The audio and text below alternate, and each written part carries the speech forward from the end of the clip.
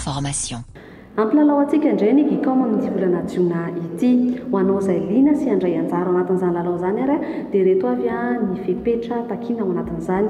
Amin'ny alalan'ny selfie aloha ilay lalao, manao selfie ianao izany dia tsy maintsy misy ny logo an'ny Gicom ao aoriananao. Izany hoe tsy maintsy manantona eny amin'ny toeram-pivarotana Gicom ny mpandray anjara rehetra zany manao ny selfie. Dia ampatsahivina etỳ am-boalohany fa ny misy ny Gicom dia ery amin'ny Tripolitsa ao amin'ny sous-sol box 7. Ho an'ny ny Supreme Center kosa dia box 119 sy ny box 416.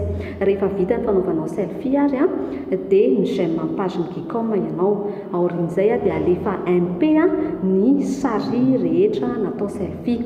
Dia ho an'ireo sary be j'aime indrindra no azo ity loka goavana tolotra Gicom manao ity dia tsy inona zany fa ny téléphone Wiko Freddy. Izy ity indray kosa dia 5 pouces 8 Go ny mémoire interne, RAM 1 Go ary système Android 6.0. Dia tanana isika rehetra handray anjara ao anatin'ity lalao atolotra Gicom antsika ity ao anatin'ny volana jiona. Manarak'izay dia rehefa mitsidika ny toeram-pivarotana Gicom ihany koa ianao dia efa entanana sahady fa dia efa ao sahady arany ireo ny fanomezana atolotra ho an'indray mpianakaviana indray amin'izao fankalazana ny fetiny indray izao. Dia tsy inona izany fa mitovy tamin'ny fetiny fankalazana fetiny indray teo ihany dia ny Alcatel Bob 4. Ary eto am-pamaranana ary dia entanina isika rehetra hitsidika ireo toeram-pivarotana misy ny Gicom rehetra satria maro ireo kojakoja maro isan-karazany mikasika ny finday sy ny tontolon'ny teknôlôjia avolenta izay hita eny anivon'ny toeram-pivarotana Gicom.